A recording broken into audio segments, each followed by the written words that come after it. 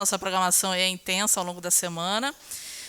O João Balsini, vocês já conhecem, advogado, especialista jurídico do CAU-RJ, e convidamos o Dr. Jefferson Creton, da OAB aqui de Campos, também para fazer esse mini curso sobre contratos, que a gente acha que é um tema realmente importante, tanto para os estudantes quanto para os arquitetos, né? Então, vou passar a palavra aqui para a mesa. João, você quer iniciar?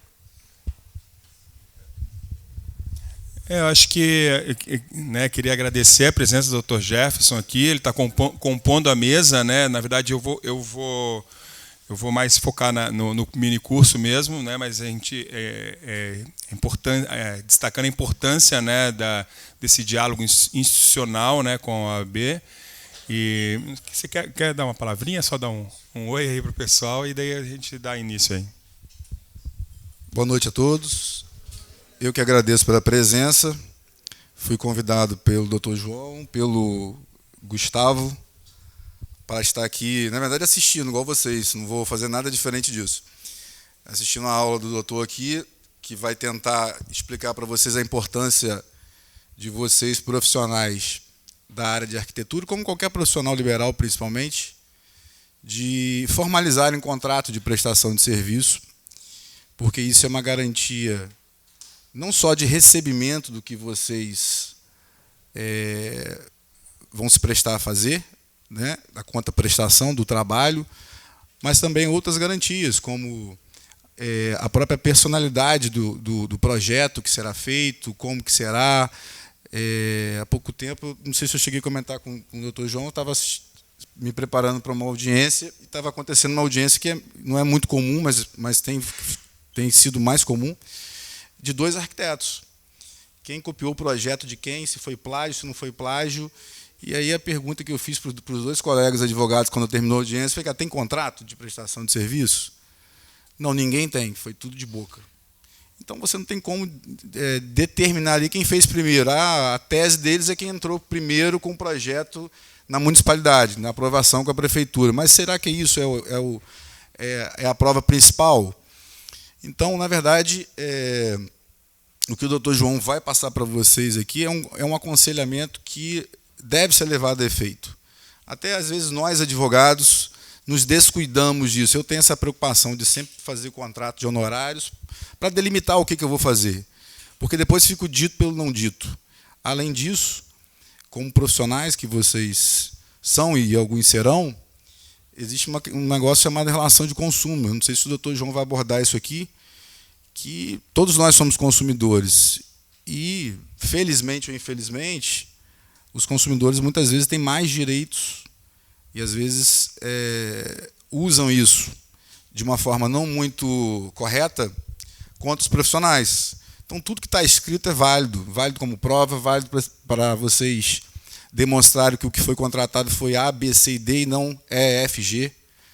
E por aí vai. Acho que nós já trocamos uma ideia aqui do que vai ser dito.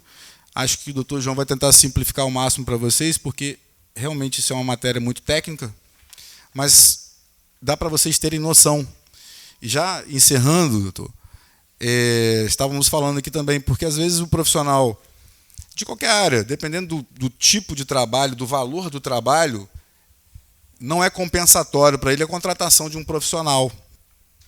Estávamos aqui trocando essa ideia. Normalmente, o que eu faço? Eu atendo alguns escritórios aqui em Campos de arquitetura, de engenharia. A gente faz um contrato básico, e desse contrato básico ele é atualizado pelo profissional e remetido para uma possível correção de caso a caso. E aí sim fica uma coisa muito mais viável e protege muito mais o arquiteto, o engenheiro, no caso de vocês, a arquitetura. Então, eu agradeço pela presença, eu acho que não tem muito mais o que me estender. Vou passar a palavra para o palestrante e ele vai tentar passar para vocês exatamente isso que nós resumimos aqui. Beleza, obrigado, Dr. Jefferson. Só puxar para aqui. Bom, vou tentar ser mais breve possível, pelo adiantado da hora também.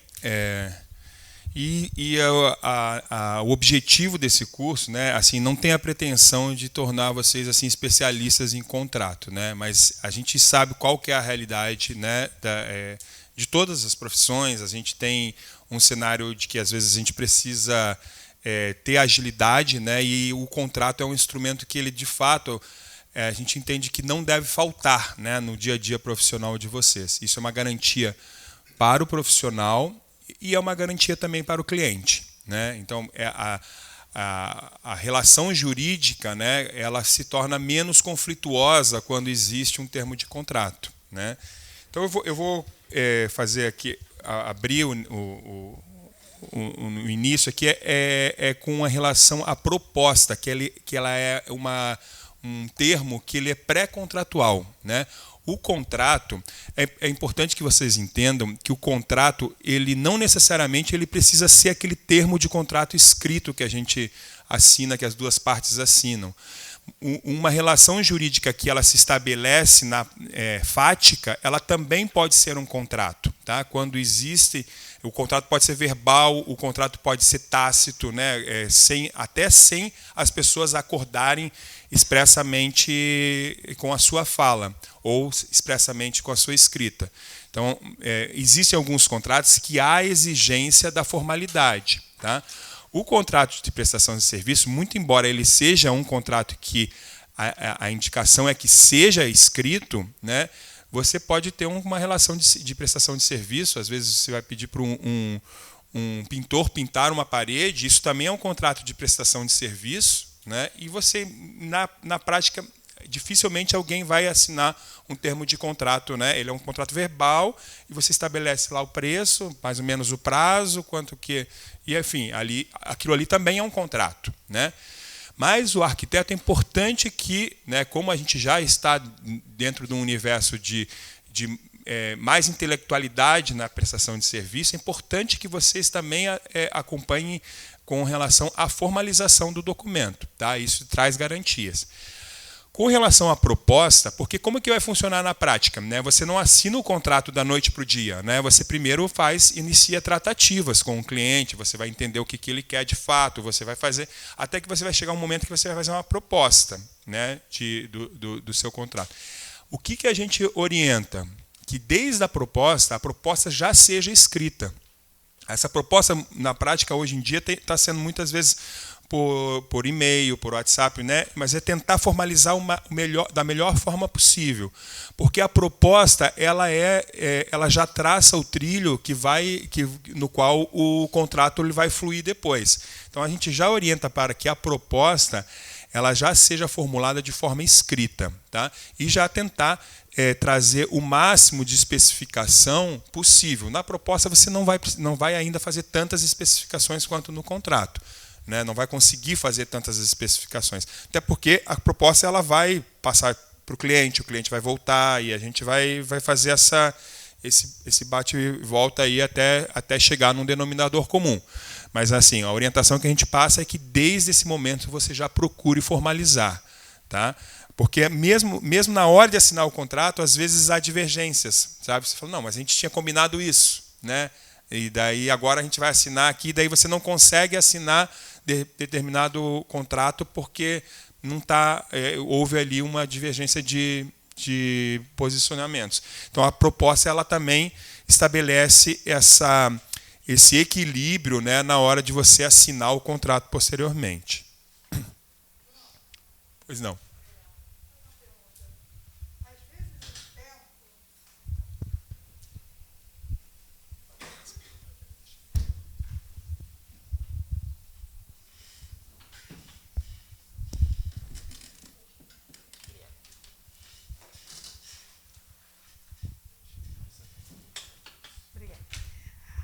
Às vezes o tempo que a gente tem para uma proposta não dá tempo de fazer o contrato. A gente pode fazer uma proposta de forma que ela vire imediatamente após a assinatura um contrato, ela ganhe essa característica, porque às vezes a gente não tem esse tempo todo, né? Às vezes o projeto é para ontem.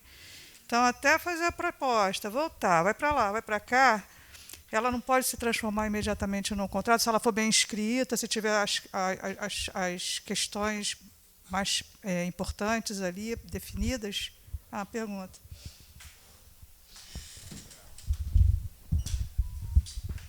Obrigado.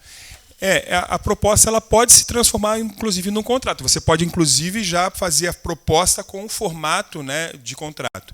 Mas, de toda forma, a proposta ela é um pré-contrato. Se tem o aceite com relação à proposta, você, de certa forma, você já está transformando ela no termo de contrato. Tá? Só que você precisa, de fato, do aceite da outra parte. E também existem algumas formalidades que são importantes, às vezes, adotar, que é a assinatura de testemunhas, etc., né?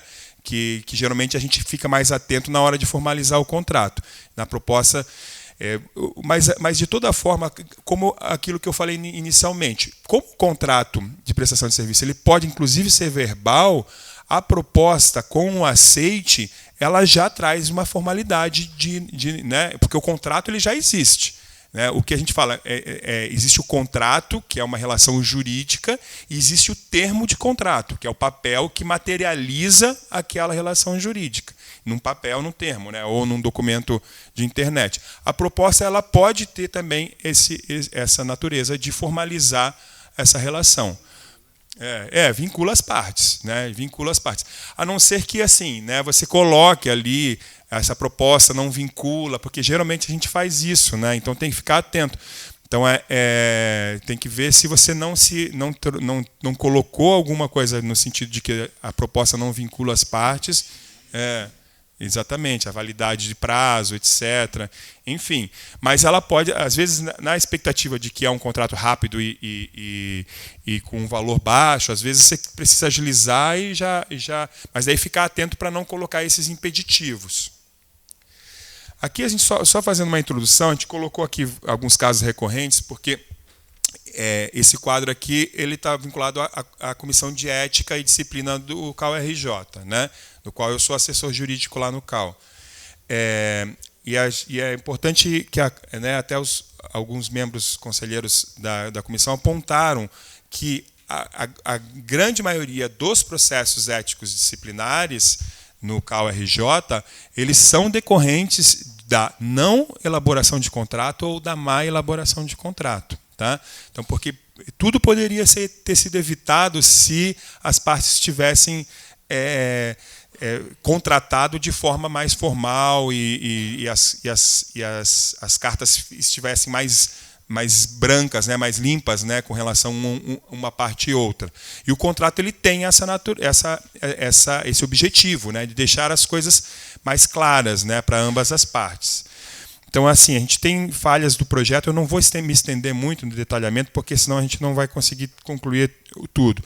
Mas a gente tem tanto falhas de projeto como de execução de projeto, né, quando é execução de obra, né, decorrentes da má elaboração de contrato. E não só na ética, tá? Quando você vê os processos judiciais também, responsabilidade civil decorrente da má prestação de serviço, etc. Uma grande maioria, ela poderia ter sido evitado com uma boa elaboração de contrato. Tá? Então, assim, é importante. O contrato é uma parte chata antes de começar o serviço? Mas ele evita que você tenha problemas maiores no futuro. Bom, aqui não poderia deixar de colocar dica valiosa, até porque a gente está aqui como representando o CAU, né? A importância de efetuar o registro de responsabilidade técnica, o RRT. Porque, muito embora ele não seja o contrato propriamente dito, né, mas o RRT ele traz publicidade, né, ele traz para o universo público, né, que é o CAU-RJ, essa relação jurídica que está sendo contratada. Então, assim, o contrato é um instrumento, o RRT é outro instrumento, mas o RRT ele é importante, inclusive, para demonstrar a realidade, né, daquela relação jurídica. Tá? Na ausência de um contrato, o RRT ele também traz segurança para o profissional. Né? Ele demonstra quem que é o responsável técnico, não só para o profissional, como para a sociedade também. Né? Inclusive, o RRT pode ser utilizado, inclusive, sobre essa questão, né, que o Dr. Jefferson trouxe, que é com relação de comprovação de direitos autorais. Muito embora a gente possa também fazer registro de direito autoral no CAL, mas o RRT ele já traz uma presunção relativa da autoria do projeto, né? Vamos lá. É bacana que a gente entender que assim, as principais espécies de contrato para o universo da arquitetura e urbanismo. Tá? O Código Civil, que é o instrumento que regula as relações civis na sociedade, ele traz algumas espécies de contrato. E traz aqui duas espécies que são bem reais para a realidade do arquiteto e urbanista, que é o contrato de prestação de serviço, que é o que a gente vai focar mais, né, e o contrato de empreitada. Tá? Aqui está o dispositivo, né, do Código Civil, que regulamenta cada uma dessas espécies. Aí eu vou falar um pouquinho da diferença, quando que você vai fazer contrato de prestação de serviço e quando que vai fazer contrato de empreitada. A empreitada, você está vendendo, na verdade, já a obra, é o termo final. Tá? Você pode ter uma empreitada só de mão de obra ou com materiais, mas às vezes você faz um contrato assim, vou te entregar essa casa, daí você vai contratar a empreitada final. A empreitada ela é uma obrigação de fim. Então, assim, o cenário do objeto que você vai entregar é aquele objeto terminado. Né? Então o que isso implica? Né? Primeiro, que a menor ingerência do contratante, do seu cliente, no cenário do objeto a ser entregue, né? Em contrapartida do contrato de prestação de serviço, às vezes o cliente está lá acompanhando, ele quer mudar alguma coisa, é um contrato mais vivo assim no decorrer dele, né? Mas a responsabilidade também é diferente, né? Porque o contrato de obra, você tem uma série de... O contrato de empreitada, né, você tem uma série de obrigações que você tem que entregar aquele objeto perfeito da forma como foi contratado. A prestação de serviço é uma obrigação de meio, que é uma obrigação de você prestar aquele serviço que vai se protrair no tempo. Claro que ele tem um objetivo final, que também é a sua obra, ou o projeto, às vezes, somente. Né? Mas, assim, tem essa particularidade de diferença. Tá? O que a gente trabalha mais, o que a gente vê mais na prática, né, no universo dos arquitetos e urbanistas? Mais contratos de prestação de serviço mesmo, tanto para a realização de projeto, quanto para a execução de obra, né, ou acompanhamento de obra, porque ele tem mais esse cenário de você estar acompanhando com o cliente, né, o dia a dia da realização, da execução. O contrato de empreitada é mais quando uma empresa já está vendendo aí um monte de casas iguais, assim, e daí eles fazem o contrato de empreitada para entregar o objeto final. Tá? Mas só fiz essa introdução para vocês saberem que existem esses dois universos, tá? Tanto de empreitada quanto de prestação de serviço. Aí aqui coloquei, né, que a empreitada ela pode ser só de lavor, só de mão de obra, ou empreitada de lavor com fornecimento de materiais, que daí você entrega a obra e tem responsabilidade, inclusive, com relação aos materiais. Tá? Vamos lá, o contrato de prestação de serviço, a gente tem aí, ele não vai ser sempre igual, tá? Depende do serviço que você está prestando. Então a gente tem aqui uma situação prática que é a mais comum, uma das mais comuns, né? A elaboração de projeto de arquitetura e urbanismo.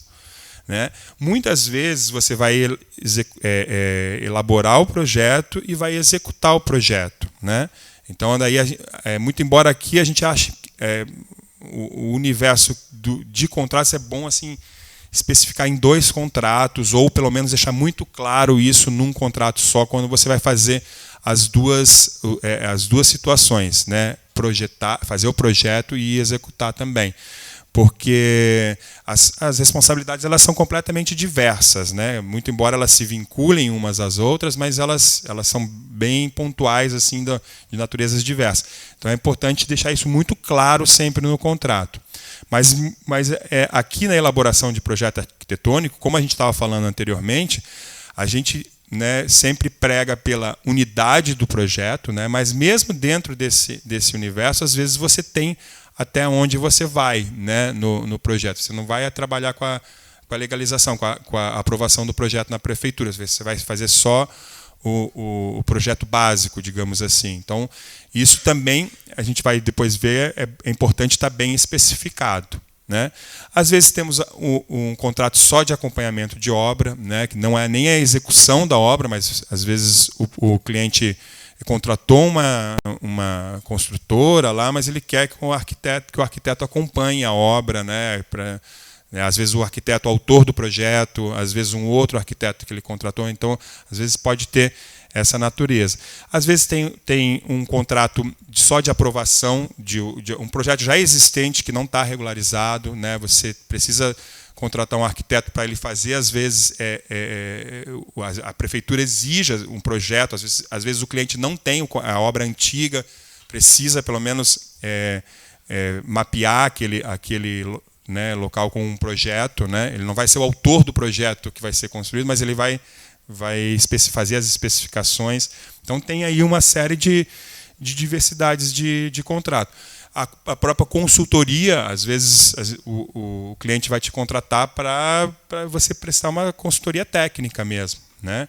Tem a vistoria técnica predial, a autovistoria, que lá no Rio de Janeiro já há algum tempo já é obrigatório. Não sei como que está aqui em Campos, se também já tem essa legislação com exigência, né, é que todo ano, não sei se todo ano é dois, não tem? 3 anos, né? 3 anos. Aí, muitas vezes o arquiteto é contratado para emissão desse laudo técnico, né? Então a gente tem aí um universo, né, bem amplo. Então por isso que é difícil a gente trabalhar com um modelo de contrato, né? Porque vai depender muito do objeto que você está sendo contratado. Então é mais ou menos esse cenário.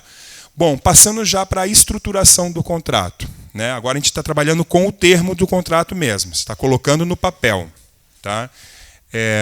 Aqui eu botei os pontos principais para a gente entender o que tem que constar, né, no contrato. Depois eu vou falar melhor de cada um deles, mas a gente começa o contrato com a qualificação das partes.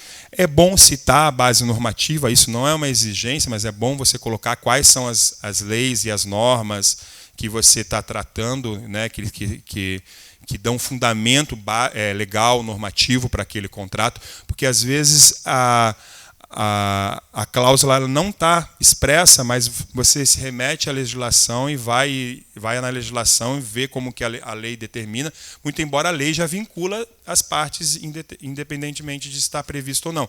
Mas isso facilita, né, esse diálogo, né, com o termo do contrato com a legislação. Tá? Aí a gente vai especificar o objeto, que geralmente ali a gente vai colocar, que foi o slide anterior, qual que é a natureza do objeto ali, né, que a gente está trabalhando, se é um contrato de projeto, se é um contrato de execução, né? Então a gente vai especificar o objeto, a gente faz uma forma resumida primeiro, e depois a gente geralmente coloca numa cláusula subsequente com as especificações. Aqui nas especificações do objeto, eu vou tratar depois, o ideal é que, na realidade do arquiteto e urbanista, você coloque o cronograma físico, né? Você vai ter o que você vai executar e tentar já vincular com as datas que você pretende entregar.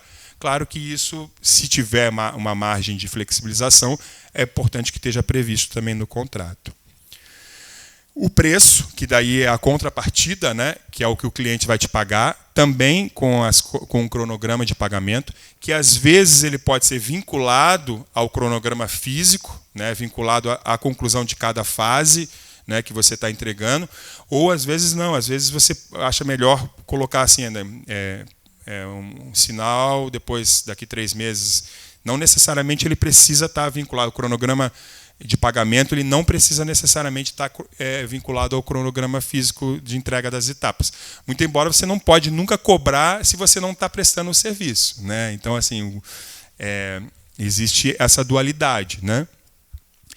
E daí a gente orienta para colocar obrigações do contratante e obrigações do contratado. Muitas vezes, esses momentos aqui, obrigações do contratante e obrigações do contratado, eles vão ser repetitivos com relação às especificações do contrato e com relação ao preço. Tá? Isso é comum no contrato, a gente achar que a gente já falou sobre aquilo, mas é melhor pecar pelo excesso do que pela falta. Tá? E a gente orienta a colocar a cláusula penal, que a cláusula penal é basicamente, né, a grosso modo, é uma multa diante da inexecução do contrato, a rescisão forçada por uma das partes, né? A gente daí coloca uma multa ali que ela tem uma natureza indenizatória, mas não necessariamente, ela não impede que você ainda cobre eventuais perdas e danos, tá? Dependendo como está previsto, né, na cláusula. Mas a cláusula penal é importante, né, porque às vezes a relação jurídica no momento que foi iniciada ela está perfeita. Daqui 3 meses a gente pode haver algum conflito aí, uma das partes decidir não dar continuidade, então tem que ter lá a cláusula penal de previsão de rescisão antecipada, né? Aqui a gente coloca a importância de prever a propriedade intelectual, principalmente quando é contrato de projeto, tá? Porque isso resolve tanto com relações a plágio, com relação a um outro profissional que pode copiar o seu projeto, ou também quando você, profissional, arquiteto urbanista, na verdade, quer fazer um outro projeto parecido. Então, assim, por isso que é importante, assim, ó, o que eu falo? Às vezes, o cara está replicando o mesmo projeto, ele está fazendo as casas todas iguais. Mas o que tá acordado, né, se as partes sabem desde o início que aquela realidade que está sendo negociada, o que está acordado tá perfeito no mundo jurídico, tá entendendo? Aí, assim, na hora de assinar, a pessoa fala, não, mas eu não quero que minha casa tenha uma casa igual, né, a minha casa. Daí, então, o teu cliente ele vai se posicionar também nesse sentido. Mas é importante essa cláusula para estabelecer tanto a sua realidade como profissional, como a realidade do seu cliente também, né? Quais são as necessidades de cada um, né? A gente coloca aqui daí o prazo de duração, que é importante sempre ter, né, o prazo de duração do contrato.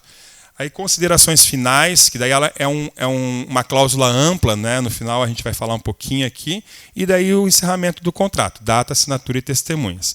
Eu vou passar aqui para a gente pontuar um pouquinho cada um desses itens para a gente conseguir fixar bem aqui. Qualificação das partes, ele mais ou menos tem esse formato aqui, né?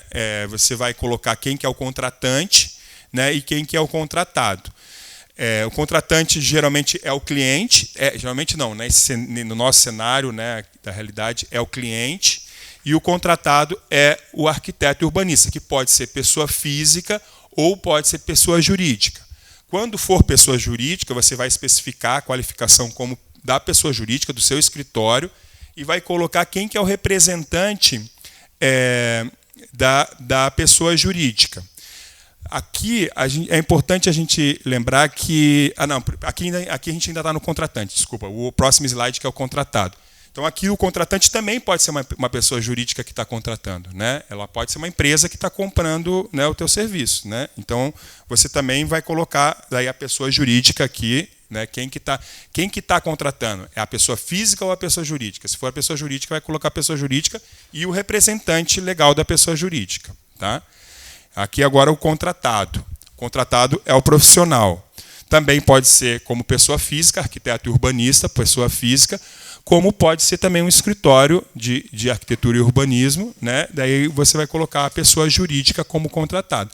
Aqui a gente orienta para colocar o responsável técnico, porque às vezes o responsável técnico não é o representante legal da pessoa jurídica, né? Às vezes existe uma realidade de um escritório de arquitetura e urbanismo, que tem um sócio, né, tem algumas exigências para que o responsável técnico tenha vínculo com a pessoa jurídica, né? O CAL cumpre umas resoluções do CAL-BR que tem essas especificidades, mas nem sempre o responsável técnico é o representante legal da pessoa jurídica. Nesse caso, é bom constar os dois, assim, quando não é a mesma pessoa, tá? É bom colocar no contrato quem é o responsável representante legal e quem que é o responsável técnico. E aqui a gente também orienta para que coloque, às vezes, há algumas situações que você tem que ter um interveniente anuente. Porque tem, às vezes, situações de um contrato que você vai fazer, por exemplo, uma obra num imóvel locado, por exemplo. Tá? Ou a pessoa, às vezes, não tem a propriedade, não tem o título do imóvel, tem um cenário de uma especificidade diferente. Né? Então, para evitar problemas, é bom sempre que o proprietário, quem detém a titularidade do imóvel no qual, né, está sendo tratado no objeto do contrato, ele assine como interveniente anuente. Ele não precisa necessariamente constar no contrato, mas é bom sempre ter esse documento de anuência, tá? Principalmente para o cliente que está contratando, né? Porque às vezes ele pode se deparar com uma situação, o proprietário não queria que fizesse aquilo, alguma coisa assim, e para o arquiteto também é melhor evitar problemas, né? Então, essa é a dica com relação quando o cliente não é proprietário, né, do imóvel. Tá, aqui é a mesma coisa que eu estava falando. Bom, aqui com relação ao embasamento normativo, que a gente tinha falado, é legal ter uma cláusula falando quais são as normas, né, que embasam, né, esse contrato. A gente até cita aqui o Código Civil, né, o Código de Defesa do Consumidor, e isso quando, na relação de profissional autônomo, às vezes porque a relação de consumo ela tem algumas exigências para ela ser qualificada como relação de consumo. Tá? Uma construtora que vende, que produz daquilo de forma periódica e aquele produto está sempre né, sendo colocado à disposição da sociedade, do consumidor, ela em geral ela pode ser qualificada como uma relação de consumo. Mas aqui eu não vou entrar muito nesse mérito, mas assim, a relação de consumo é como o Dr. Jefferson falou, ela tem umas especificidades que dentro de uma discussão jurídica posterior, ela tende a beneficiar, na dúvida, o consumidor. Tá? Então, aquele profissional que trabalha de forma como empresa, que a gente fala, né, a natureza de empresa mesmo, que tem essa relação, provavelmente vai ser considerada de consumo. Então, ali é importante daí se armar de uma forma com mais garantias, porque armar entre aspas, né? Porque a relação, se diante da dúvida, ela vai prevalecer sempre o posicionamento do consumidor. A gente cita aqui também a lei de criação do CAL, que ela estabelece também, né, inúmeras normas da relação jurídica entre arquiteto e o cliente. Resoluções do CAL, a gente cita aqui, em especial, a Resolução 64, que ela trata dos honorários de projeto. Tá? Então, assim, ali tem também, porque às vezes a gente está com dúvida como que a gente vai organizar as fases, etc. As resoluções do CAL são um bom mapeamento, né, para fazer esse passo a passo. Né? E a NBR 16636 de 2017 também tem ali as especificações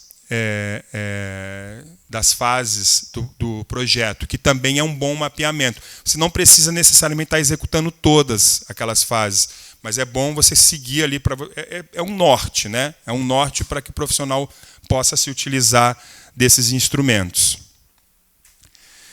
Vamos lá, então, seguindo o próximo passo, a especificação do objeto. A gente falou lá que o objeto é a contratação de projeto, elaboração de projeto. Tá? O modelo que eu vou trabalhar aqui é mais focado na elaboração de projeto, mas a gente vai fazendo sempre uma referência também à obra, etc. Tá? Aí aqui, na especificação, você vai colocar as fases, né, do projeto e preferencialmente já vincular com os prazos de execução. Tá? Eu não detalhei muito no modelo que a gente... Até esclarecer para vocês, essa apresentação eu estou trabalhando com base numa cartilha que a gente tem de um outro CAL, que o CAU Rio Grande do Sul. A gente tem outras cartilhas também. Existe aí um debate se é bom ou não a gente fornecer as cartilhas, porque aquilo, como eu falei, os contratos eles não são engessados, né? Às vezes você acaba entregando uma cartilha e a realidade ela é um pouco diferente, daí a pessoa acaba não contratando um profissional especializado para verificar. Mas, enfim, é uma discussão. Às vezes é bom ter um modelo, uma cartilha, né? Então é só para vocês saberem de onde que são as fontes aqui, tá? Então aqui a gente tem daí nessa cláusula, que seria as fases do projeto e prazos para execução. Esse modelo ele trata com base na NBR 16636, anexo 2, que coloca ali as fases do projeto, aí especificando, né, aqui ele basicamente divide em fases de preparação e fases de elaboração e desenvolvimento de projetos técnicos. É importante você saber o que você está, qual o serviço que você está prestando, e daí colocar no contrato quais são os serviços que você está prestando. Mesmo o projeto, gente, ele tem várias fases, então assim, é importante especificar o que você vai efetivamente fazer. Porque às vezes a pessoa está achando que você vai entregar lá o projeto aprovado na prefeitura e você está pensando que só vai fazer um projeto básico ali, né? Então assim, tem que deixar bem claro o que você está entregando, mesmo quando você não vai fazer execução da obra, tá? Quando vai fazer elaboração de projeto, tem uma série de detalhamentos que é importante ficar claro para as duas partes. Hã? Eu vou até falar isso na hora do preço ali, dos tributos, etc. Mas é importante, né, aqui ainda com relação à execução física, né, o que você vai entregar, né? E aqui uma observação que eu coloco, porque a tabela de honorários do CAU-BR, ela está um pouquinho diferente dessa especificação dessa NBR 16, como é que era o número que eu esqueci? 16636, porque ela foi feita com base na 13532. Muito embora ela fala das mesmas coisas, mas é porque, né, às vezes tem alteração legislativa, a gente tem que sempre ir adequando, etc. E assim vai funcionando o mundo normativo, né? Uma norma que puxou a outra, você também tem que ir adequando. Enfim, só fiz essa especificação porque às vezes a gente também trabalha com a tabela de honorários, faz a especificação conforme a tabela de honorários, que também é um caminho, né, do CAU-BR, e daí você vê que o objeto ele é o mesmo, ele só a organização que é um pouquinho diferente aqui. Bom, e daí colocar o cronograma conforme as etapas. Daí aqui é importante você colocar os prazos, né, e uma dica que a gente dá é que assim, sempre colocar que precisa da aprovação do cliente. Você terminou uma fase, você vai precisar da aprovação do cliente para começar a outra fase, tá? Não necessariamente, às vezes é uma coisa simples, você vai, né, flui de uma forma mais rápida. Mas quando você faz o contrato com fases estratificadas, é bom deixar que o prazo da segunda fase começa a partir da aprovação do cliente com relação à primeira, porque às vezes o próprio cliente está demorando para aprovar. E daí teu prazo já começou a correr, daí, né, e daí se desestrutura no cronograma. Então, lembrar que colocar essa dica assim, que quando o contrato tem várias fases no cronograma, que o prazo da segunda fase ou da terceira ele vai começar após a aprovação da fase anterior pelo teu cliente. E daí a gente passa aqui para o valor do contrato. Antes a gente estava falando mais das especificações, quando a gente fala das especificações do objeto, com relação à prestação de serviço propriamente dita. E aqui é a contrapartida, né, que é o valor do contrato, é o que o teu cliente vai pagar. Aqui a gente orienta para colocar também, a maioria das vezes vai ser parcelado, tá? Nem sempre, às vezes um projeto, às vezes a pessoa paga de uma vez só. Mas quando ele também se protrai no tempo, assim, o contrato, você vai ter provavelmente parcelas. E como eu falei anteriormente, essas parcelas elas podem ser vinculadas ao objeto, ao cronograma físico de entrega das fases, das etapas, ou não necessariamente. Você pode ter um cronograma financeiro desvinculado do cronograma físico. Daí você vai colocar, bom, vai pagar o sinal no início na assinatura do contrato e depois em 3 meses ou todo mês vai pagar uma quantidade, né? Não necessariamente ele tem que estar vinculado ao cronograma físico. Bom, aqui eu trago algumas observações que, né, na minuta ela estava bem detalhada, assim, mas assim, eu tentei dar uma resumida. É sempre importante especificar o que está incluso no preço e o que não está incluso no preço, tá? Porque às vezes o cliente está achando que tudo que ele já te pagou, já vai pagar tudo, inclusive as despesas de aprovação de projeto, etc. Você sabe que não é assim que funciona, que isso é uma obrigação do cliente. Então, é essencial que isso esteja especificado. O que o preço está englobando, né? Se está englobando tributos, se está englobando pagamento de RT, se está englobando despesas, às vezes, de locomoção que você vai ter, material, né? Tudo é importante estar especificado o que a remuneração do preço ele está abrangendo. E também o que não, porque às vezes você colocou lá o que está abrangendo, mas ainda resta dúvida. É importante, quanto mais conhecimento estiver claro no contrato, vai ser melhor para ambas as partes. Tá?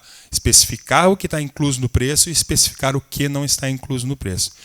Aqui, ó, as modificações. Tá? É muito comum, no decorrer da contratualidade dessa natureza de prestação de serviço, que é de arquitetura e urbanismo, de haverem modificações no decorrer da contratualidade. Tá?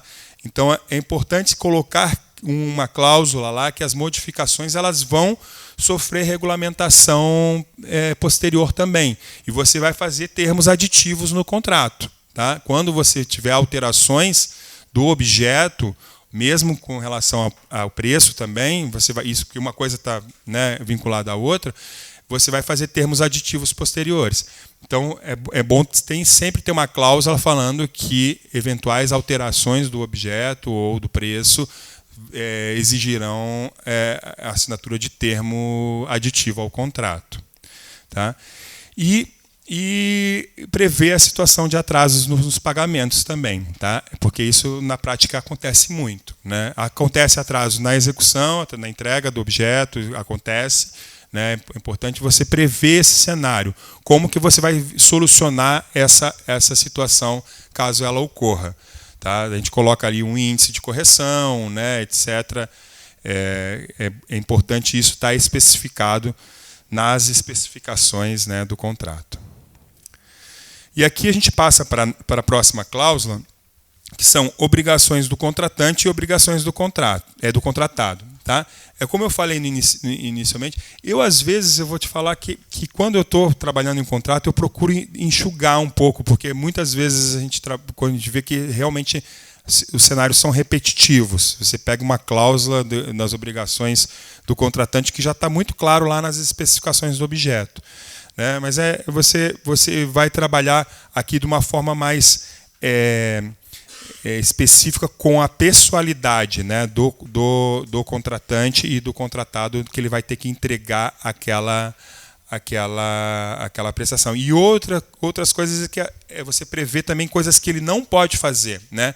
As obrigações elas podem ser positivas e negativas. Então, aqui nas obrigações do contratante e do contratado, você também prevê situações que tanto um quanto o outro não podem fazer. Né? Às vezes você tem ali para você terceirizar o trabalho. Às vezes você não quer, você quer aquele trabalho que tenha pessoalidade, que seja aquele profissional que vai executar.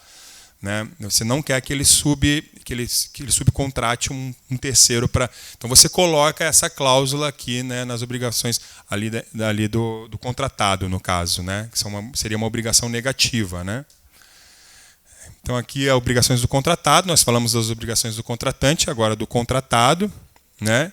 Que é basicamente essas situações, tanto as obrigações que ele tem que executar e as obrigações que ele não deve executar. Aqui é importante assim, né, você colocar essas questões de regularização do projeto. É sempre importante estar bem especificado até onde que o contratado tem que ir, tá? Porque isso às vezes dá realmente divergência de entendimento com relação a uma parte e outra. Aqui a gente prevê daí a cláusula da cláusula penal, que é essa, basicamente ela tem essa natureza.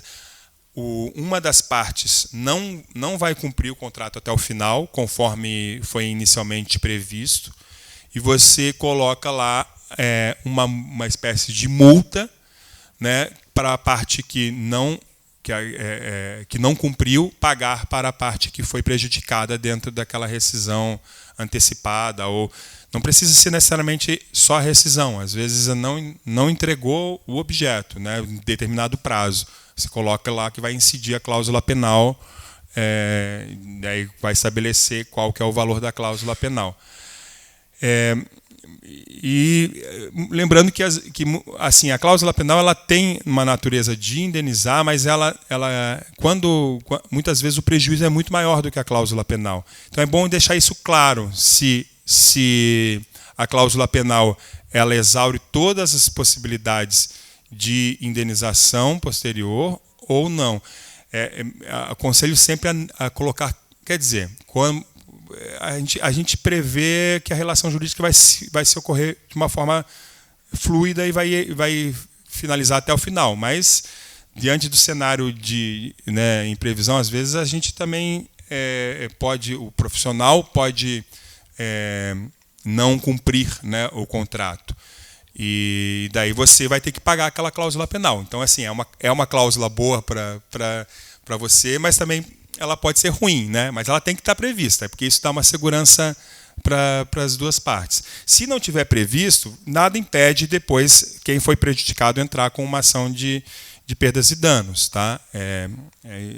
Mas é bom ter essa cláusula porque ela segura, ela vincula, ela faz com que a pessoa cumpra, porque ela sabe que se ela não cumprir, ela vai ter que pagar a multa. Direitos autorais. Aqui é importante a gente especificar a quem pertence a propriedade intelectual do projeto, né? Porque às vezes tem situação, porque a regra geral é que é do arquiteto e urbanista, tá? O direito, a propriedade intelectual é do autor intelectual daquela obra intelectual. Tá? Então, a regra geral é que o direito autoral ele pertence ao arquiteto e urbanista. Mas aqui é bom deixar bem claro, porque às vezes, como eu falei inicialmente, o intuito daquele projeto é às vezes estar fazendo às vezes um projeto para população de baixa renda, que você está realmente tendo que fazer projetos iguais para baixar o custo, etc. E tal. Então é importante deixar isso bem claro, né, que aquele projeto ele vai ser replicado, porque isso também é propriedade intelectual, entendendo? Porque senão, às vezes no cenário, se a propriedade intelectual está para o cliente, teoricamente, né, você não pode ficar replicando aquele projeto inúmeras vezes. Então eu não vou nem entrar no mérito de qual que é a situação mais tecnicamente mais adequada, porque eu acho que o projeto arquitetônico ele tem uma qualidade de obra intelectual que a minha visão é que assim, é importante preservar a propriedade intelectual do autor, né, que é do arquiteto e urbanista. Mas existem relações jurídicas que elas são diferentes. Então a gente deixar bem claro qual que é esse cenário é importante. Qual que é o objetivo daquele projeto, né? Se é uma exclusividade, se é, enfim, Esse cenário é importante. Aqui é muito mais com relação à relação cliente e arquiteto do que a situação de plágio, tá? Porque o plágio, ele às vezes... Porque a questão da propriedade intelectual, você tem o RRT, que demonstra, dá uma presunção relativa de que você é autor do projeto. Você pode registrar o projeto no CAU-RJ também com relação à propriedade intelectual. Você pode ter um contrato, isso existe, mas mesmo assim nada disso garante de forma absoluta de que não foi plagiado, tá entendendo? Porque às vezes um outro profissional ele já tinha feito um projeto que ainda não tinha gerado RRT e houve plágio. Então essas presunções desses instrumentos eles sempre são relativos, tá? Que a verdade fática ela pode se sobrepor, mas eles criam sim segurança jurídica para quem tá formalizando. O contrato, o RRT, né, o registro do projeto, né, com relação à propriedade intelectual, enfim, importância, né, de prever aí de quem que são os direitos autorais. E para finalizar, né, a gente tem daí disposições finais no instrumento de contrato, que daí a gente vai ter aí uma gama de situações que não foram previstas expressamente naquele universo que a gente estava falando anteriormente. Aqui a gente, por exemplo, né, a relação aqui naquela minuta estava tratando do RRT, que a responsabilidade aqui pelo recolhimento, né, que não está previsto no valor. Isso até pode estar lá na hora do valor, tá entendendo? Não, a ordem dos fatores não altera o produto aí no contrato. Está previsto, está previsto. Mas aqui digamos, o coringa para você colocar situações que não se encaixam de uma forma muito redonda naquelas cláusulas anteriores. E aqui a gente tem uma gama de universo que você pode prever. Às vezes tem particularidades na sua relação jurídica, né, contratual, que você vai saber aqui, você vai inserir aí como uma cláusula. O prazo de vigência do contrato é importante constar, né, qual que é o prazo, porque assim, né, às vezes você tem um cronograma físico-financeiro, tá, físico, tem um cronograma financeiro, mas aqui o instrumento tem uma validade também da relação jurídica. É bom sempre constar aí a validade do contrato propriamente dito, termo final do contrato, né? E eu oriento até em colocar aqui que, né, na hipótese de inexecução, isso né, ou de não cumprimento de alguma etapa, né, o término da vigência não exaure as responsabilidades contratuais e pré-contratuais que não foram cumpridas, né? Acho que mas isso também não é necessariamente, é porque a gente, como advogado, a gente pontua aí algumas precauções, né? O foro, que é geralmente vem no finalzinho do contrato, você definir qual que é a localidade, né, que caso haja alguma discussão judicial ou mesmo em sede administrativa, qual que seria o local de discussão, qual é o município que você vai entrar com a ação judicial se houver alguma discussão com relação àquele contrato, né? Então, assim, sempre é importante prever, porque às vezes a gente tem esse cenário que a gente estava debatendo aí. O arquiteto é de um outro município, a obra é de outro município. Então a gente prevê, e aqui a gente dá preferência sempre com relação execução de obra sempre no local da obra, né, no município da obra. E eu até estou vendo que o cenário de projeto, eu particularmente estou tendendo também sempre a entender que é melhor estar vinculado ao local da obra. Na ética, lá no CAU-BR, se debateu muito sobre isso também. Qual que é o local competente para julgar uma falta ética. Mesmo que seja só de projeto, a prestação de serviço, o local que o CAU-BR o sistema CAU como um todo tem entendido é que ele sempre vai estar vinculado ao local que aquele projeto deve ser executado, tá? Então é sempre importante estabelecer qual que é a municipalidade, né, a comarca que vai ser discutida eventual divergência com relação a esse contrato. Isso é o foro. Aí a data, assinatura das partes, não esquecer de pegar a assinatura. Hoje a gente tem a assinatura digital, tem esse cenário, né, mas é importante ter a assinatura das partes, né? O e-mail ele faz prova, mas ele não é a mesma coisa do que uma assinatura de um contrato, né? Ainda que digital, né? Com certificação digital, importante a assinatura. E a gente orienta aqui que sempre tenham 2 testemunhas. Isso é uma falha que até advogados a gente às vezes faz, que a gente coloca lá a previsão das testemunhas e deixa para assinar depois se precisar. Mas a orientação é para que na hora da assinatura você já tenha quem são as testemunhas e as testemunhas assinem também na qualidade de testemunha. Isso é para dar mais força para o contrato, né? A grosso modo é basicamente isso. É isso, gente. Daí a gente está aí com o nosso instrumento de contrato organizadinho, né? com segurança para o arquiteto e urbanista, com segurança para o cliente, né? E é bom que o contrato ele faz também, você tem um roteiro para fazer a execução do trabalho, você se organiza com os prazos, você se organiza com as cobranças dos preços, né? Então a gente só tem coisas boas para falar do contrato, assim, com o termo de contrato. Ele só traz benefício para ambas as partes, tá? Então eu vou encerrar aqui, abrir-se para dúvidas, né? O Dr. Jefferson também está aqui do lado para esclarecer também, e seria isso.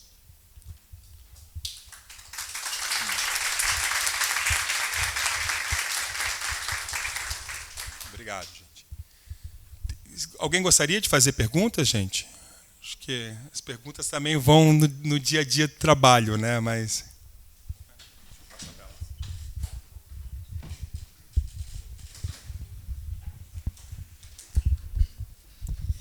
boa noite. Na verdade, eu queria destacar, né, uma situação, porque o contrato, assim como você vem falando, o contrato ele tem que ser praticamente personalizado para cada serviço que a gente faz. Então, aconteceu uma situação com o meu contrato e que na verdade é uma sinalização para os arquitetos, porque todos nós aqui já estamos entrando, quem não se formou ainda já entrou no mundo das fotos realistas, né? E na verdade o cliente ele questionou por que aquela foto não estava exatamente, um revestimento não estava exatamente da cor idêntica da loja que ele viu. Então, e isso fez com que ele tivesse argumento para atrasar o pagamento. Então, assim, é uma coisa muito, parece pequena, mas é uma coisa que pode atrapalhar essa questão do nosso pagamento. Então, mas assim, é impossível a gente fazer com que essa foto realista seja idêntica àquilo, né? Então, eu consultei uma advogada e a gente já fez uma modificação no contrato falando que todas as imagens são meramente ilustrativas. Mas hoje os arquitetos eles fazem ao contrário. Na verdade, eles não colocam isso no contrato. E aí eles entregam um projeto, e depois que eles entregam o projeto, aí lá no projeto está escrito, a imagem é meramente ilustrativa. Mas isso, na verdade, deveria ter sido colocado no contrato antes, né? Então, essa é uma experiência que eu passei, que eu gostaria de estar expondo aqui, que é algo muito importante, que a gente tem visto muitos arquitetos trabalharem com fotorrealismo, né? Alguém mais?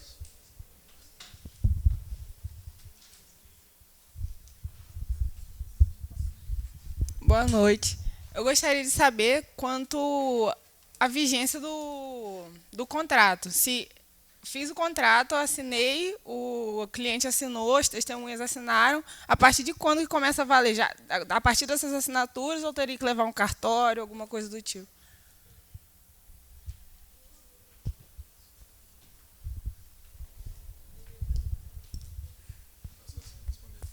Obrigado.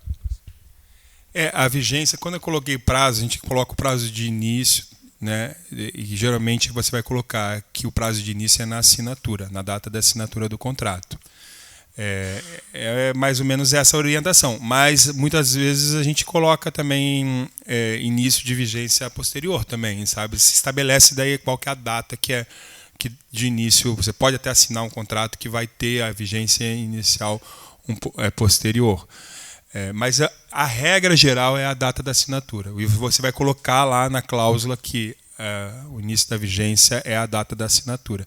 E daí vai colocar a data, né, o local, a data qual é a data que isso vai vincular ali a essa observação de início de vigência. E com relação a essa observação, na ética, uma das principais situações de divergência com relação ao contrato é a especificação dos materiais. Uma coisa porque daí é muito mais a realidade de vocês do que jurídica, né? Mas assim, uma orientação que os membros da comissão de ética pontuam é especificar o material, né? Especificar inclusive marca, inclusive modelo, porque isso daí, de certa forma, o cliente tem como também verificar na loja ou no site da loja, etc. Especificação de materiais é uma das observações que a comissão de ética orienta a até deixar bem claro, sabe, qual que é o material, especificar inclusive marca, modelo, etc. Tal.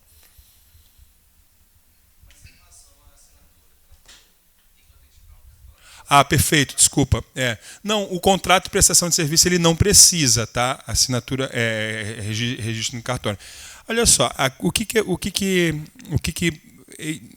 se você tem essa disponibilidade, né, reconhecimento de firma, registrar em cartório, isso tudo tem preço, né? Tem custo, tem tempo, tem burocracia, né? Mas isso, de certa forma, sempre traz mais segurança para as partes, no sentido de que não houve falsificação, não houve, né? Porque a partir do momento que você vai vinculando com esses autenticadores, entre aspas, assim, né? Você traz mais segurança, mas não precisa, não é uma exigência. Ele não é um contrato formal, por exemplo, contrato de compra e venda de um imóvel, ele só se materializa com o registro, com o RGI. Então você tem que fazer todo esse procedimento, né, o compra e venda do imóvel para transferência de propriedade. Mas o contrato de prestação de serviço não precisa, tá? Mas às vezes o teu objeto é entrega inclusive com a transferência de propriedade. Daí você só vai se formalizar a transferência da propriedade com o registro no RGI. É o final ali que vai. Nem a escritura ainda não. A escritura praticamente o negócio jurídico está perfeito, mas ele ainda não está perfeito. Só vai se formalizar com o registro no RGI. Mas a prestação de serviço não, ela pode ser...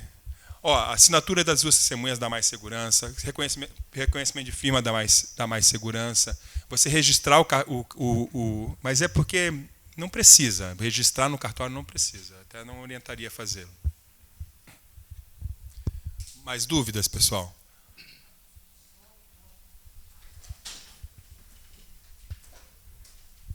Não, era só uma dúvida da questão da validade do contrato. Seria para ele valer até a assinatura ou, tipo assim, tempo... Tipo assim, se ele seria esses termos, esses preços, esses prazos até tal dia dá para fazer, ou questão até de direito autoral, de tudo que foi acordado? Porque existem responsabilidades contratuais, existem responsabilidades pré-contratuais e existem responsabilidades pós-contratuais, tá? O contrato, ele de certa forma, ele vai se projetar fora do prazo de validade dele, sabe? Porque e com relação, inclusive, claro que tem prescrição, são institutos que são um pouco mais complexos, que é difícil de explicar para vocês. Chega um momento que realmente as partes se desvinculam juridicamente uma da outra, porque o próprio direito ele precisa estabilizar e fazer com que as pessoas relaxem com relação às relações jurídicas que são muito antigas, né? Então tem os institutos da prescrição, decadência, mas basicamente até a própria propriedade intelectual. A propriedade intelectual ela tem prazo de validade também, né? Se eu não me engano, é 70 anos depois da morte de quem detém a propriedade intelectual. Enfim, tem universos aí, né, de estabilização das relações jurídicas no tempo. mas o contrato ele se projeta fora do seu prazo de vigência, sim, inclusive anterior também. A proposta que a gente falou ali antes, ela quando há o aceite, quando ela é formalizada, ela também vincula as partes, sabe? Então, assim, e isso antes da vigência do contrato, tá entendendo? Então a gente tem responsabilidades pré-contratuais, responsabilidades contratuais e responsabilidades pós-contratuais.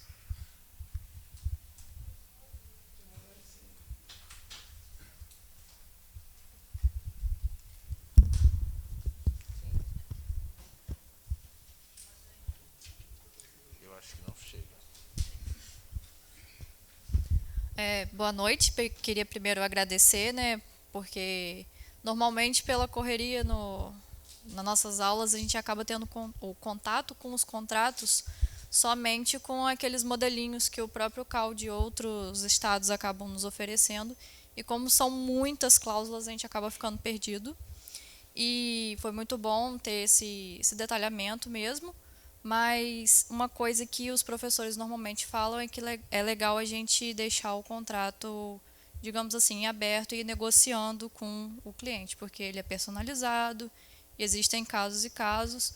Mas uma coisa que me deixou na dúvida é, existe algumas cláusulas dele que não podem ser alteradas, que são padronizadas, que são normas, que são leis, como, por exemplo, uma que me vem à cabeça que era uma de rescisão de contrato por qualquer motivo, teria uma multa, alguma coisa assim. Esses valores de multa, eles são padronizados ou a gente tem como mexer e fazer o acordo entre as partes somente?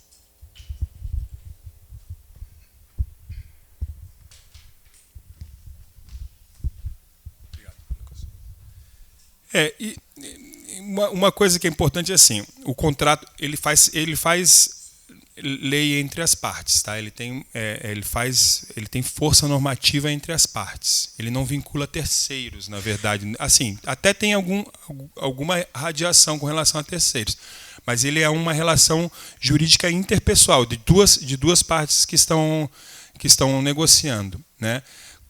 Tem algumas cláusulas que elas são públicas, digamos assim, que ela tem natureza pública, que você não tem como interferir. Por exemplo, você não tem como não pagar um imposto ou não recolher um RRT. Você não tem como negociar algumas coisas que elas extrapolam o poder de negociação das partes, né?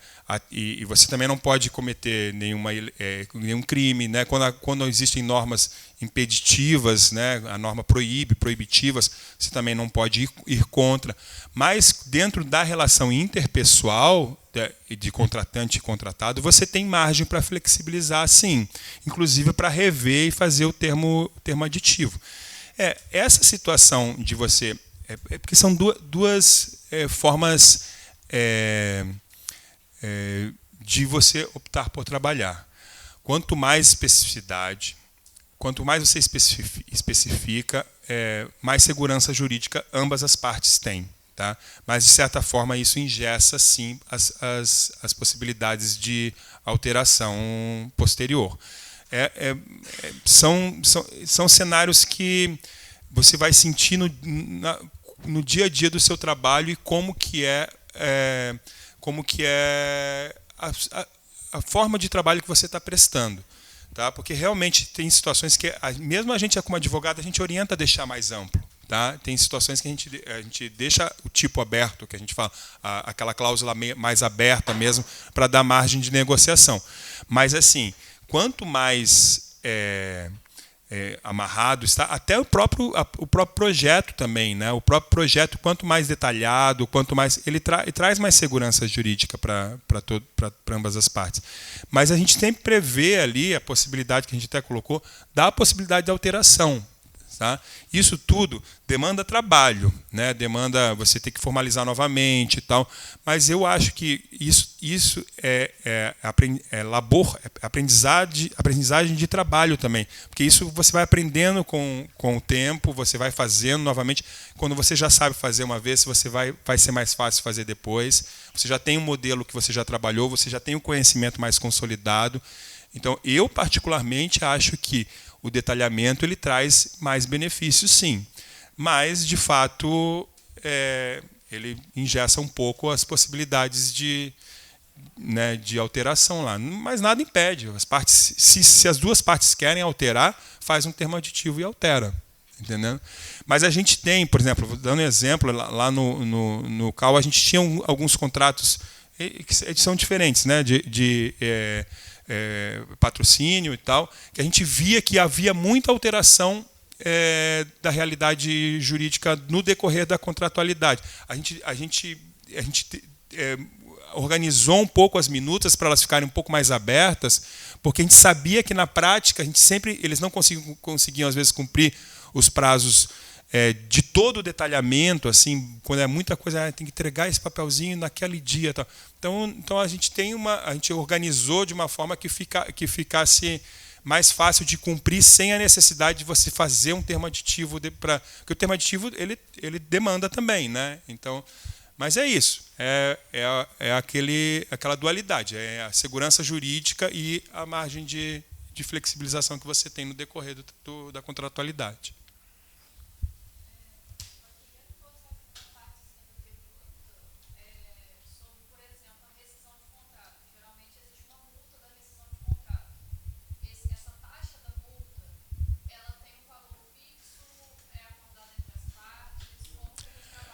A cláusula penal que você coloca, você estabelece, ela tem um limite aí, que eu agora tenho. Ela não pode ultrapassar o valor do contrato, né? Ela não pode. Exato. E também ela é proporcional ao que já é cumprido. Isso, inclusive, você vai colocar, tá? Na previsão da cláusula penal, ela vai diminuindo, o valor do que falta tanto para execução quanto para pagamento. A incidência dela é sempre com base proporcional ao que falta entregar, né? E é isso. E você pode prever que ela exaure, que ela já tem o caráter de indenizar, de fato, ou deixar expresso que ela não tem o caráter indenizatório, que eventuais perdas e danos. Melhor sempre deixar que eventuais perdas e danos, porque daí você tem uma margem aí, porque às vezes o prejuízo às vezes é maior do que a cláusula penal. Daí é tanto para um lado quanto para o outro.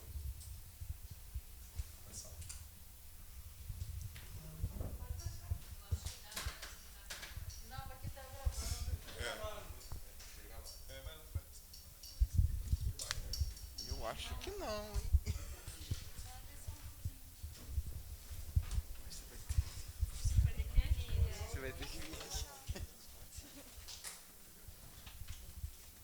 Boa noite a todos.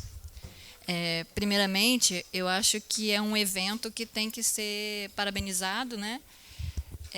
Eu tenho 33 anos de profissão e é muito bom ver o CAL chegando para perto, não só da gente profissional, como também dessa garotada que já está no mercado e que daqui a pouquinho está se formando.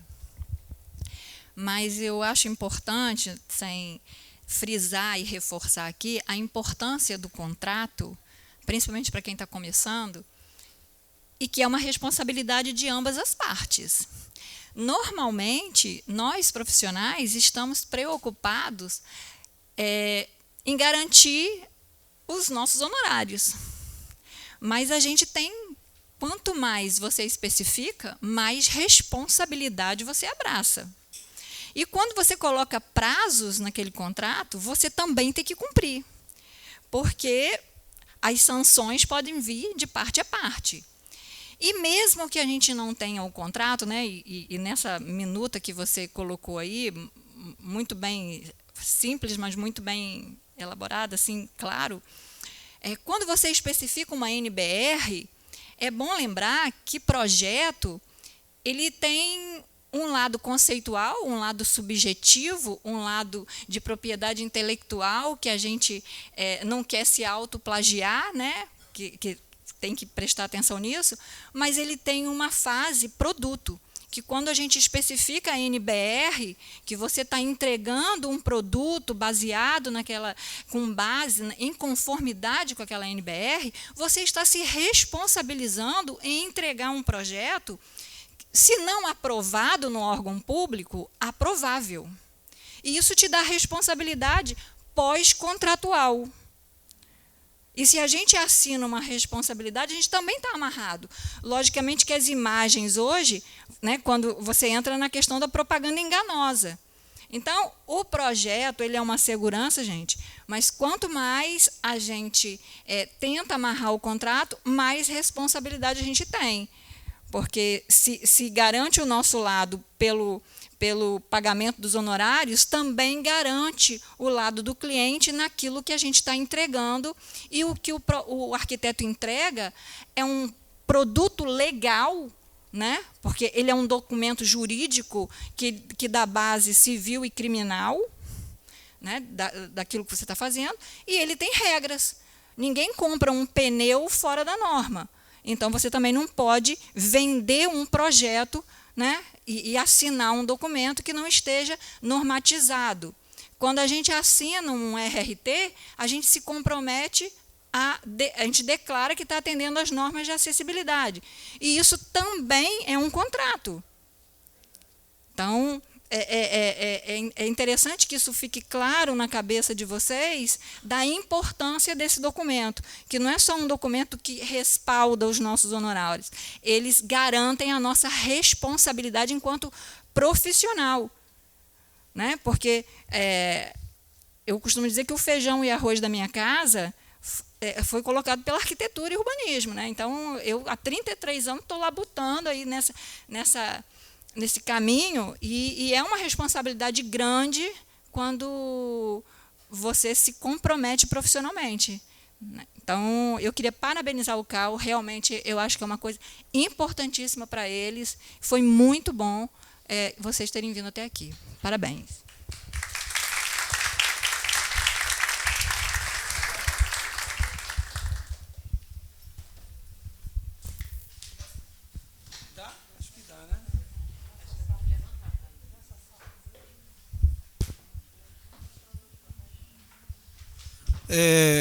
Acho que a tua apresentação foi muito boa, João, realmente. Eu queria levantar 2 pontos que são, para mim, pelo menos na minha experiência de contratos que eu celebrei. Né? Um é a questão do o contrato amarrar muito claramente qual é o produto e a relação do produto com o faturamento. Isso é uma questão fundamental. Quando o produto não está muito claro, você também fica sem defesa na hora de fazer o pagamento. Você só chega a esse contrato quando você tem um planejamento do trabalho muito claro. Você só pode assinar o contrato quando você tem assim, uma visão quase cristalina, quanto tempo você vai demorar, quantas pessoas vão trabalhar nisso, quanto vai ser... E aí uma questão que você falou, João, que é fundamental. Em projetos grandes, como me tocou fazer, de projetos urbanos, que não depende da aprovação apenas de um cliente, mas depende de concessionárias como a SEDAI, concessionárias como energia elétrica, drenagem, iluminação. Esses tempos mortos matam qualquer projeto e matam qualquer contrato. Então, amarrar muito bem e muito claramente que esses contratos, em todo caso, fica suspenso enquanto isso não acontece, é importante. Isso não te livra, evidentemente, porque se você tem uma equipe trabalhando, você para, quer dizer, você continua pagando a tua equipe, mas o projeto não anda porque não foi aprovado em alguma concessionária. Mas acho importantíssimo esse alerta teu, no sentido de incluir os tempos de aprovação de projeto. Sem isso, a gente fica muito na mão do discricionário, quer dizer, a pessoa pode ou não querer aprovar, ou pode não aprovar em determinado tempo, né? E você realmente toma um prejuízo danado. Né? Então, acho que isso é uma precaução que a gente deve ter. E sempre vincular, no meu ponto de vista, o recebimento a um produto. Isso é muito mais tranquilo para a gente e é muito mais claro na relação comercial com os clientes. Acho que é por aí.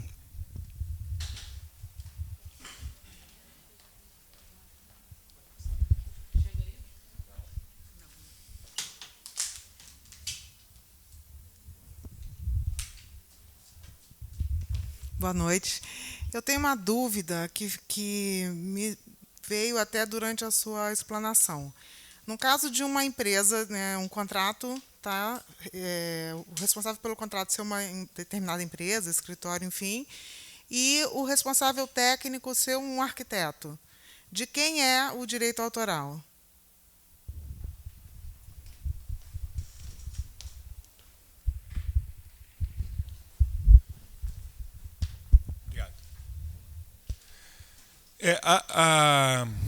A questão do direito autoral ela é personalíssima, tá? O direito autoral, mas pode haver situações, como a gente falou, aqui no contrato você também pode. O direito autoral ele pode ser cedido ou vendido ou negociado, né? Então o direito autoral ele sempre vai ser é mais fácil quando a gente consegue compreender, quando a gente pensa assim como artista, né? O arquiteto ele é mais a discussão se a arquitetura é arte ou não, né? Mas assim o intelecto, né, de quem veio aquela intelectualidade, a criação, né, daquele projeto. E o direito autoral ele transcende inclusive as normas, assim digo, os instrumentos. Porque mesmo na seção de direitos autorais, a intelectualidade foi do criador, né? Então, esse é o detentor natural do direito autoral. Essa é a regra geral. A partir daí, você tem situações de cessão de direito autoral. Você pode ter, por exemplo, uma pessoa jurídica, um escritório, que ela tem no contrato com o empregado, contrato CLT, de que os direitos autorais da criação do empregado é de detenção do empregador. Isso pode existir também, tá? Na ausência de nada especificado, a tendência é que sempre seja do criador, mas às vezes existe uma relação de trabalho que você foi contratado para executar determinado serviço, tá? Uma relação assim, você tá lá contratado como empregado para execução, para elaboração de projetos para a pessoa jurídica. Então ali está a presunção de que você está a relação de trabalho ela também tem algumas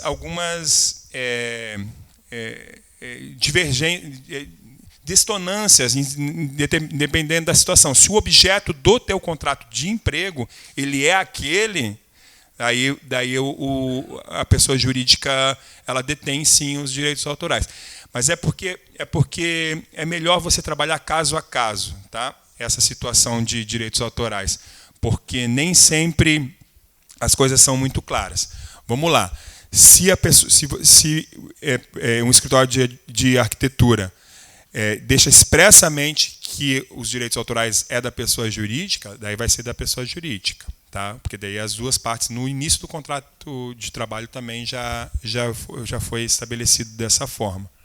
Quando não está previsto é que daí há alguns caminhos aí que são, né, diferenciados. Mas mesmo na contratação quando você uma prestação de serviço, que é o contrato que a gente trabalhou hoje, o direito autoral natural é do autor do projeto. Você pode, no teu contrato, o teu cliente ele quer porque quer ser detentor dos direitos autorais daquele projeto, vai pagar para isso também, né? E isso tudo tem né? As relações jurídicas elas têm, né? Quando você está comprando, você compra os direitos autorais, né? Você está adquirindo aqueles direitos autorais, mesmo na contratação de um projeto. Então, mas quando não está previsto é do detentor natural, que é o autor intelectual.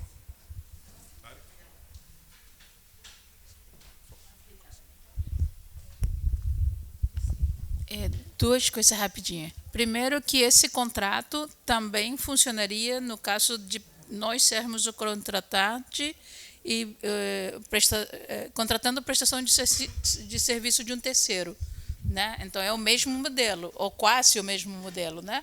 Da mesma forma, se eu estou contratando um outro escritório de arquitetura ou um escritório de engenharia, eu poderia espelhar esse modelo. Então, é importante lembrar que, em algum momento, isso pode ser refletido. E a segunda, que talvez não tenha muito a ver, mas eu não vou perder a oportunidade de ter um advogado aqui à disposição e perguntar uma coisa que é fundamental, principalmente, né, nesse âmbito que estamos discutindo. nas disciplinas de estágio, a gente esclarece irrefutavelmente que cobrar RT, reserva técnica, é ilegal e é punido pela Comissão de Ética do CAU, mas que ela tem um teor fundamentalmente jurídico e moral. Não é errado porque o CAU diz que é errado, ou não é errado porque, né, na verdade, a explicação que a gente coloca para os alunos do ponto de vista do direito é que a contratação do profissional por parte da pessoa é para que ele seja um defensor dos interesses dessa pessoa no serviço que está sendo prestado. Então, assim como o advogado não pode advogar para as duas partes ao mesmo tempo que estão tendo um vínculo comercial, o arquiteto também não pode ser representante das duas partes, né, que estão tendo um vínculo comercial. O meu cliente está tendo um vínculo comercial com a loja que está comprando lá o produto, e eu não posso defender os interesses do meu cliente e da loja ao mesmo tempo. Eu coloquei isso para um aluno que, inclusive, era advogado como primeira formação, e ele disse que, a princípio, estava certo. Aí eu faço a mesma pergunta para você.